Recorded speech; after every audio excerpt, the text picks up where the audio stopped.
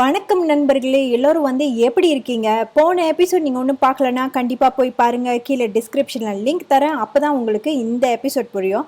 இப்போ மணி 12, மதியம் 12. நம்ம போன எபிசோடில் பார்த்த இடத்தெல்லாம் சுற்றி பார்த்துட்டு அடுத்த இடத்துக்கு நம்ம போயிட்டுருக்கோம். இன்றைக்கி நம்ம ஒரு ஃபியூ பிளேசஸ் அலெக்சாண்ட்ரியாவை நம்ம ஃபுல் கவர் பண்ண போகிறோம். ஆக்சுவலி ஒரு நாள் போதும் அலெக்சாண்ட்ரியாவை கவர் பண்ணுறதுக்கு.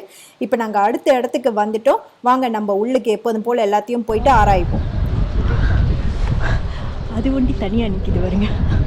எல்லாம் அழிஞ்சு போச்சு. அது பாருங்க, அந்த மாதிரி தான் ஃபுல்லாக இருந்துச்சோம் தூண்கள்.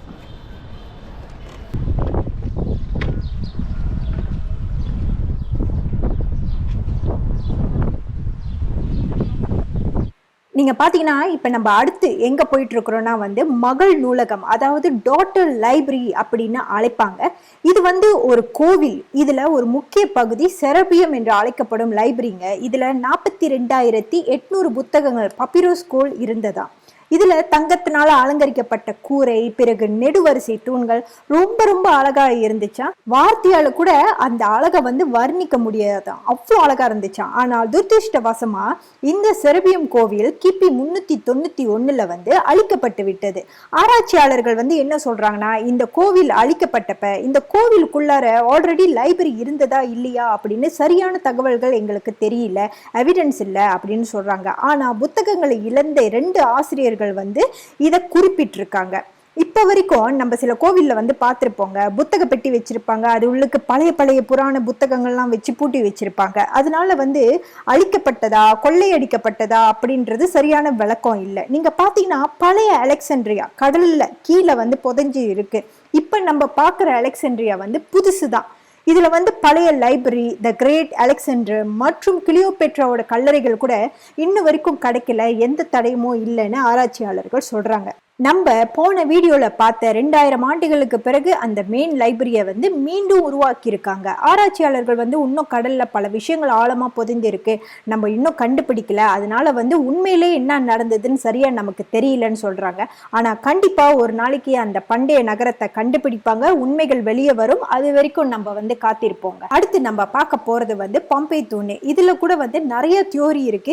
இது ரைட்டு, இது தப்பு அப்படின்னு சர்ச்சைகள் இன்னும் இருந்துட்டு தான் இருக்கு. அதுல ஒண்ணுதான் நான் உங்களுக்கு சொல்ல போறேன். இந்த பாம்பே தூண் 20.46 மீட்டர் உயரத்துல, அதன் அடிவாரத்துல 2.71 மீட்டர் விட்டம், எடை 285 டன் இருக்கும்னு சொல்றாங்க. இது அலெக்சாண்ட்ரியா ரோமானிய பேரரசு டியோக்லெஷனின் நினைவு சின்னங்க. ஒரு தடவை நகரத்துல பஞ்சம் வந்தப்ப பேரரசு ரோமுக்கு அனுப்ப வேண்டிய சோளத்துல ஒரு பகுதியை அலெக்சாண்ட்ரியா மக்களுக்கு கொடுத்தாராம். அதோட கடினமான காலத்துல வரி டெக்ஸ கூட கட்ட வேணாம்னு சொல்லிட்டாங்களாம். அதனால மக்கள் அவரது நினைவு சின்னமா இதை கட்டியிருக்காங்க. இந்த தூணை சுத்தி பாத்தீங்கன்னா நிறையவே இருக்கு. ஆனா எல்லாமே அந்த காலத்துல அலெக்சாண்ட்ரியால நடந்த ஜூயிஷ் மக்களின் கிளர்ச்சியால நிறையவே சேதம் அடைஞ்சிருச்சுங்க. ஊபர் புக் பண்ணிட்டு நம்ம போலாம் சொல்லியாச்சு, வரோம். இங்கே இந்த முஸ்லீம் செமெட்ரி இருக்கிறதுனால இது நார்மல், இங்கே அன்னாட பார்க்கலாம். நம்ம இப்போ ரோமன் தியேட்டர் இருக்கோம். இது கொம் எல் டெக்காவில் உள்ள ரோமன் எம்பி தியேட்டர். கொம் எல் டெக்கானா இடிபாடுகளின் மலை. இதை 20ஆம் நூற்றாண்டுல இந்த வழியா வந்த எல் நியூரி என்ற புகழ்பெற்ற வரலாற்றாசிரியர் இதுக்கு பேர் வச்சிருக்காரு. இந்த இடத்த எப்படி கண்டுபிடிச்சாங்கன்னா, எதிர்பாராத விதமா 1960 ஒரு கட்டிடம் அமைக்க நிலத்தை சுத்தம் பண்றப்ப மணலுக்கு அடியில கனமா திடமா ஒரு நெடுவரிசை தூணை கண்டுபிடிச்சிருக்காங்க. உடனே அகழ்வாராய்ச்சிக்கு தெரியப்படுத்தி அவங்க ஆராய்ச்சியை பண்ண ஆரம்பிச்சிட்டாங்க. இது 20ஆம் நூற்றாண்டுல ஒரு மிகப்பெரிய கண்டுபிடிப்புங்க. இங்க நின்று ஒரு வார்த்தை சொல்ல சொன்னாங்க. வணக்கம். ஓ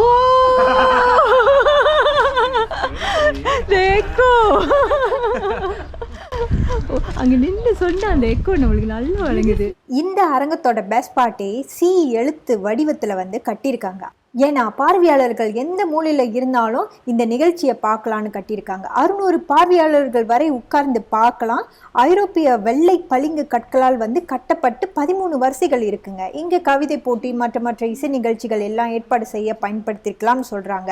ஆனா துரதிருஷ்டவசமா கிபி 6ஆம் நூற்றாண்டுல ஏற்பட்ட நிலநடுக்கத்துல லைட் ஹவுஸ் அப்புறம் இன்னும் சில முக்கிய கட்டடங்கள் அழிஞ்சு போச்சு. இதை பார்த்தீங்கன்னா வெவ்வேறு காலகட்டங்களில் வந்து பயன்பாட்டை வந்து காமிக்குது. பல நோக்கங்களுக்கு இந்த இடம் பயன்படுத்தப்பட்டிருக்கு.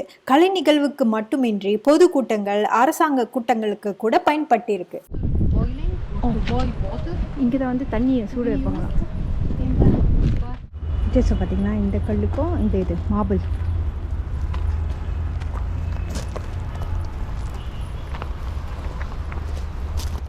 பாருங்க, பூகம்பத்தில் மண்ணுக்கு அடியில் இருந்து இப்போ திரும்பவும் வெளியே வந்து அதோட அழகு குறையில பாருங்க, எவ்வளோ கம்பீரமாக இருக்கு பாருங்க.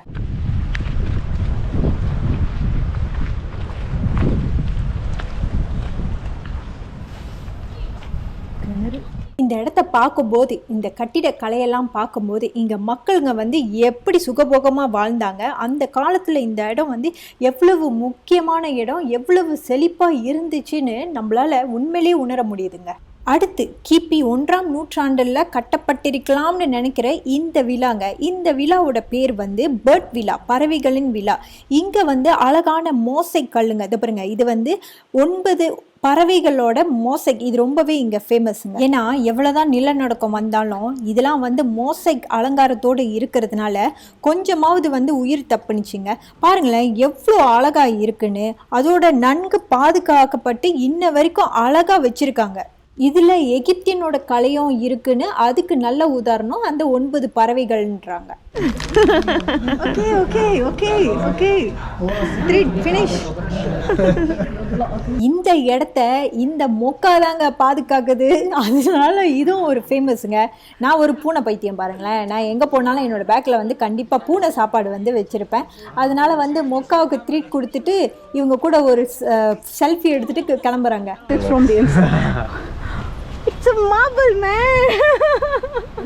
பாருங்க, அப்பவே இந்த மாதிரிலாம் வந்து கட்டியிருக்காங்க பாருங்க. இதெல்லாம் வந்து 4ஆம் நூற்றாண்டில் கட்டப்பட்ட குளியல் பகுதிங்க. இதுவும் வந்து ரொம்பவே பூகம்பத்தில் அழிஞ்சு போச்சு. மிச்சத்தை தான் வந்து நம்ம பார்த்துட்டு இருக்கோம்.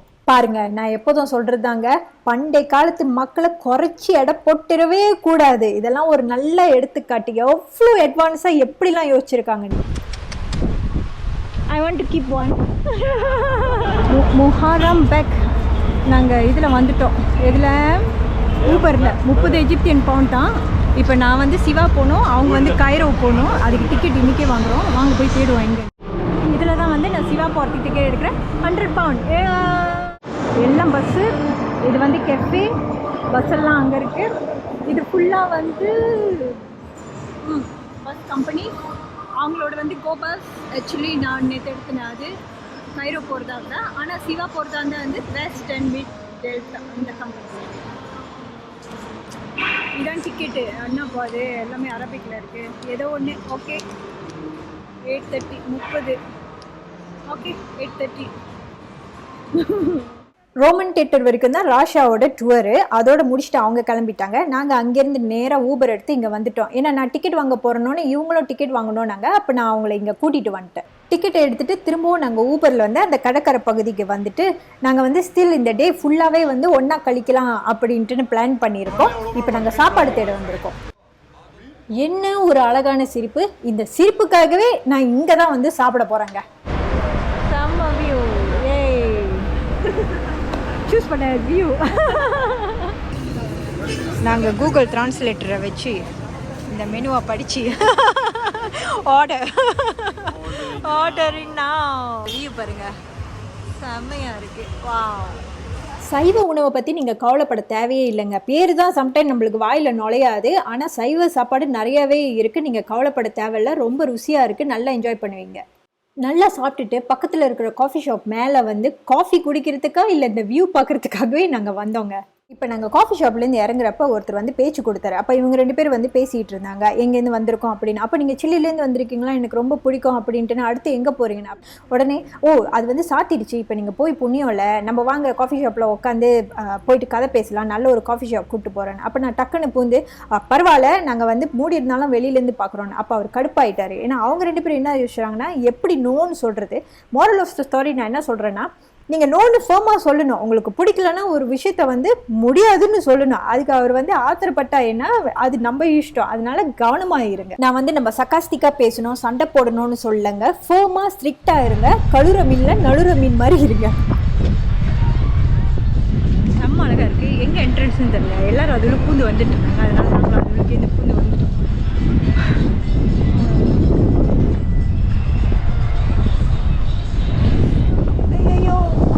உலகத்தை சுற்றி பார்க்கணுன்னா அதோட அழகை ரசிக்கணுன்னா நடந்து தாங்க போனோம். அதுலேயும் இவங்க 2 பேரும் என் கூட நல்லாவே கனெக்ட் ஆகிட்டாங்களா. அதனால நாங்கள் வந்து சந்தோஷமாக ஒன்றா சுற்றிக்கிட்டு இருக்கோம்.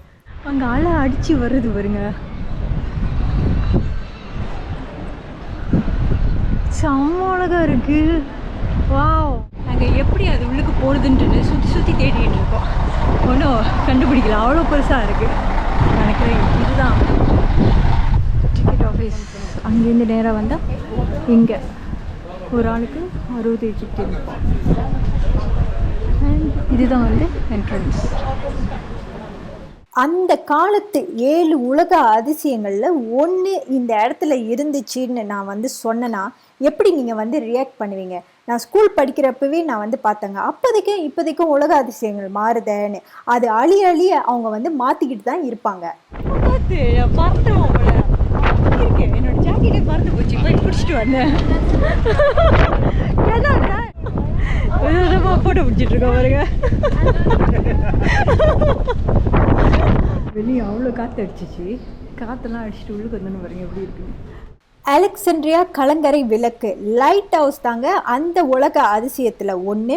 150 மீட்டர் உயரம். அதோடு கிரேக்க புராண கதைகளில் சொல்லப்படுகிற மாதிரி கடல் தெய்வமான பொசைடனுக்கு அர்ப்பணிக்கப்பட்டதாம். அந்த லைட் ஹவுஸ் பளிங்கு கற்களால் ரொம்பவே அழகா அலங்கரிக்கப்பட்டு கம்பீரமாக கடல் படையினருக்கும் மற்ற மாலுமிகளுக்கும் வழிகாட்டியாக வடிவமைக்கப்பட்டதான். இதில் ரொம்பவே கவலையான விஷயம் என்னன்னா 14ஆம் நூற்றாண்டில் நடந்த நிறைய பூகம்பத்தில் நிலநடுக்கத்தில் அப்படியே அந்த அலெக்சாண்ட்ரியா லைட் ஹவுஸ் அழிஞ்சு போச்சுங்க. லைட் ஹவுஸ் இடிஞ்சு போனதுக்கு பிறகு 1477 இந்த பக்கமாக வந்த கைப்பே சுல்தான் வந்து அவரோட இராணுவ கோட்டையை லைட் ஹவுஸ் இடிந்து போன இடுபாடுகளில் இப்போ நம்ம பார்த்துட்டு இருக்கிற இந்த பிரம்மாண்டமான கோட்டையை வந்து கட்டியிருக்காரு. மெயின் ரீசன் ஏன் அவர் இந்த கோட்டையை கட்டினார்னா ஒட்டோமான் எம்பையர்கிட்டேருந்து அலெக்சாண்ட்ரியாவை காப்பாற்ற சுல்தான் இந்த அழகிய பிரம்மாண்டமான இராணுவ கோட்டையை வந்து 14ஆம் நூற்றாண்டுல வந்து கட்டியிருக்காரு. ஆனாலும் சுல்தானோட முயற்சி வந்து வீண் போனதுன்னு தான் சொல்லணும். ஏன்னா 1512 வந்து ஒட்டோமன் எம்பையர் ஸ்டில் அலெக்சாண்ட்ரியாவை வந்து கைப்பற்றிட்டாங்க. அதோட 1798 நெப்போலியன் தலைமையில் பிரெஞ்சு படையினர் வந்து அலெக்சாண்ட்ரியாவை எடுத்துட்டாங்க. அதுக்கப்புறம் முகமது அலி பாஷா ஆட்சிக்கு வந்ததும் எகிப்து கடற்கரையை பாதுகாப்பதில் வந்து மும்முரமாக இருந்தார். ஆக்சுவலி இப்போ நம்ம பார்த்துட்டு இருக்கிற இந்த கோட்டை ஒரிஜினல் அசலே வந்து இல்லைங்க. 1882 வந்து பிரிட்டிஷ் அலெக்சாண்ட்ரியா மீது குண்டு வீசும்போது ரொம்பவே பெரும் பகுதி வந்து சேதமடைஞ்சிருச்சுங்க. அதுக்கப்புறம் 20ஆம் நூற்றாண்டில் வந்து மீண்டும் இந்த கோட்டையை வந்து கட்டியிருக்காங்க. அப்போ நடந்த குண்டு வெடிப்போட தாக்கங்கள் இன்ன வரைக்கும் நம்ம இங்கே பார்க்கலாம். பாருங்களேன் எவ்வளோ அழகாக இருக்குது பாருங்கள். எந்த நாட்டுக்கு போனாலும் இந்த காதலர்கள் தொல்லை தாங்கலை. செவரை கிறுக்காம விட மாட்டாங்க பாருங்க. Hello, we are soldiers. And then internship soldiers. Oh, it's a nice view. Oh, nice. Boom. Shoom, shoom, shoom. 3, we are looking for enemy. Soldier internship day 1. இந்த கோட்டை அப்படியே நடு கடலால் வந்து சூழப்பட்டு சதுர வடிவத்தில் வந்து இருக்குங்க. நிறைய அறைகள் இருக்கு, மாஸ்க் இருக்கு, வாட்ச் டவர் அப்படின்ட்டு ரொம்ப அருமையாக கட்டியிருக்காங்க. மேலே ஏறி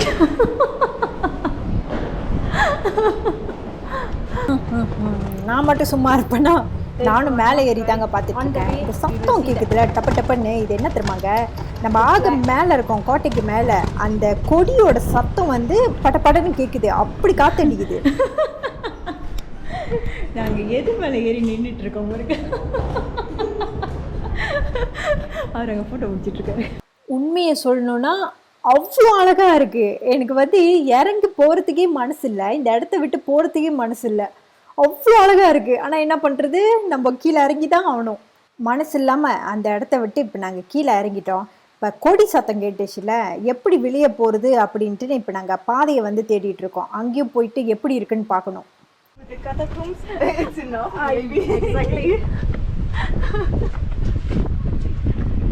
at least something, right?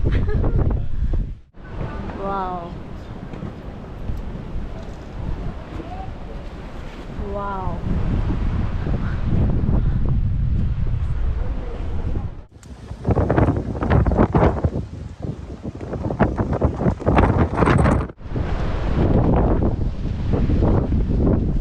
அழகா இருக்குல்ல, காத்து அப்படிதான் அடிக்குது, அவ்வளோ அழகா இருக்கு. பாருங்க அழகா.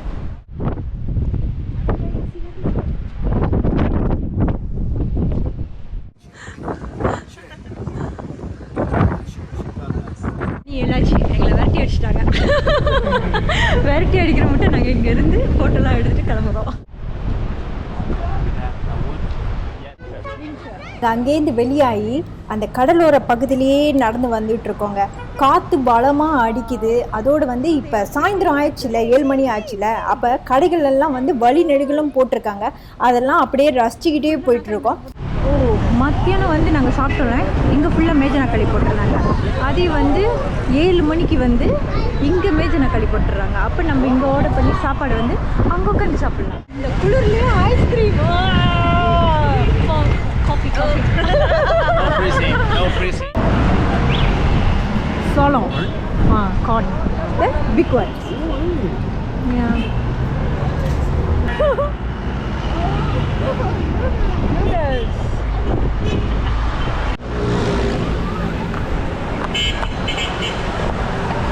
அங்கெல்லாம் குளிச்சுட்டு இருக்காங்க. It's freezing and they are swimming. இந்த குளிர்லயே இந்த குட்டி பிள்ளைங்க பாருங்க என்ன ஆட்டம் போட்டுட்டு இருக்குதுங்கன்னு. பேட்மேன் இங்க என்ன பண்றாரு? செம்ம குளிரா.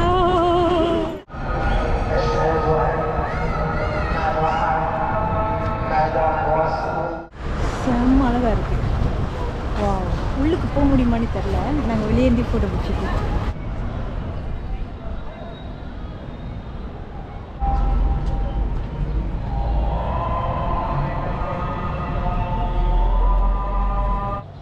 இங்கே வந்து நம்ம அந்த மாஸ்க்குள்ளார வந்து போகலாம் தாராளமாக. தலையில் வந்து துணி போட்டுட்டு உள்ளுக்கு போய் சாமி கும்பிட்டு வரலாம்.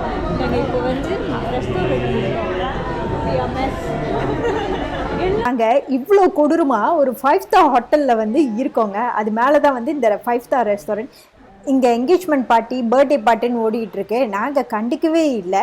இந்த ஹோட்டலும் இங்கே வந்து ஃபேமஸ். தங்குறதா இருந்தால் நீங்கள் இங்கேயும் வந்து தங்கலாம். ஆனால் நான் ஒரு ஆள்னால நான் வேறு இடத்துல தங்குறேன். இப்போ தான் நாங்கள் பார்க்குறோம். இந்த ஹோட்டலுக்கு சாப்பிட வரதுக்கு எனக்கு பிளானே இல்லைங்க. இவங்க தான் நான் காலையிலேருந்து இவங்களுக்கு நான் கொஞ்சம் ஹெல்ப் பண்ணேன்னு என்னை இங்கே கூட்டிகிட்டு வந்து ட்ரீட் கொடுக்குறாங்க. இது உண்மையிலேயே எனக்கு ஒரு சர்ப்ரைஸுங்க. நான்வெஜ்னா சாப்பாடு நல்லா என்ஜாய் பண்ணுங்க. சீ ஃபுட் வந்து இங்கே உண்மையிலேயே ரொம்ப ரொம்ப நல்லாயிருக்கும் அப்படின்னு இவங்க சொன்னாங்க. ஒரு நாள்லேயே ரொம்ப வருஷம் பழகின மாதிரி நாங்கள் ரொம்பவே கனெக்ட் ஆகிட்டோம். நாளைக்கு வந்து நாங்கள் அடுத்தடுத்த இடத்துக்கு பிரிஞ்சு போயிடுவோம். ஆனால் சிலிக்கு, ஈஸ்டர் ஐலண்ட் நாங்கள் ஒன்றா போகலான்னு நான் அவங்க கூட ப்ராமிஸ் பண்ணியிருக்கேன். திரும்ப எங்களை இன்னொரு ட்ரிப்பில் பார்ப்பீங்க. கடைசியாக ரூம் டூருங்க. இதுதான் நான் தங்கியிருந்த ரூம்பு. எவ்வளோ அழகாக க்யூட்டாக இருக்குது பாருங்கள். ஒரு ஆளுக்கு ரொம்பவே வசதியாக இருந்துச்சு. அலெக்சாண்ட்ரியாவில் ரூம்பு வந்து கொஞ்சம் எக்ஸ்பென்சிவ் தாங்க. நம்ம நேற்று சாப்பிட போனோம்ல, அந்த இடத்துல வந்து அந்த ஹோட்டல் வந்து ரொம்பவே ஃபேமஸ்ஸு. ரொம்ப பேர் அங்கே தங்குவாங்க. ஆனால் எக்ஸ்பென்சிவ். நீங்கள் பார்த்துக்கோங்களேன் உங்களுக்கு எது வேணும்னு. ரொம்ப சுத்தமாக இருந்துச்சு. ஆனால் வெளியிலேருந்து பார்க்க தெரியாதுங்க. உள்ளுக்கு வந்தோன்னே பாருங்களேன் எவ்வளோ அழகாக இருக்குன்னு. இதுதான் அந்த ஹோட்டலு. முன்னுக்கு பார்க்குறப்ப ரொம்ப சின்னதாக இருந்த மாதிரி இருந்துச்சு. ஆனால் உள்ளுக்கு போகிறப்ப அது ஒரு சுரங்கப்பாதை மாதிரி பாதை போய்கிட்டே இருந்துச்சு. அதுக்கப்புறம் ஒரு ஹேண்ட்ஸமான பையன் வந்து ரிசப்ஷனிஸ்டாக வந்து இருந்தார். எனக்கு இப்படி போனோம் அப்படி போனோன்ட்டுன்னு உதவி செஞ்சார். மறுநாள் காலையில் அவர் எனக்கு பாசமாக கலக்கி கொடுத்த டீயை குடிச்சிட்டு ஊபர் எடுத்துகிட்டு நான் பஸ் ஸ்டேஷனுக்கு வேகமாக போயிட்டுருக்கேன். அடுத்த பயணம் ரொம்பவே இன்ட்ரெஸ்டிங்காக இருக்கும். கடினமாகவும் இருக்கும்னு நினைக்கிறேன். ஏன்னா அது நார்மல் பஸ் தாங்க, நார்மல் டவுன் பஸ் மாதிரி. ஏன்னா 12 மணி நேரத்துக்கு நம்ம வந்து போகிறோம். அடுத்த லேண்ட்ஸ்கேப் வந்து சூப்பராக இருக்கும். ஏன்னா சஹாரா பாலைவனம் கேள்விப்பட்டிருக்கீங்களா? அங்கே போகிறோம். அங்கே வந்து நிறைய இடங்கள், பிரம்மாண்டமான இடங்கள், அதுவும் இந்த கிரேட் அலெக்சாண்டர் அவரோட இடத்துக்கு நம்ம போகிறோம். அடுத்த வீடியோவை பார்க்க மறந்துடாதீங்க. இந்த வீடியோ உங்களுக்கு பிடிச்சிருந்தா மறக்காமல் லைக் பண்ணுங்கள், காமெண்ட் பண்ணுங்கள், ஷேர் பண்ணுங்கள். நீங்கள் கொடுக்குற உற்சாகம் தாங்க நான் இந்த மாதிரி பல தரமான வீடியோக்குள்ளே போட முடியும். இப்போதைக்கு உங்களிடமிருந்து விடைபெறுவது உங்கள் நீரா செல்வி. பாய்.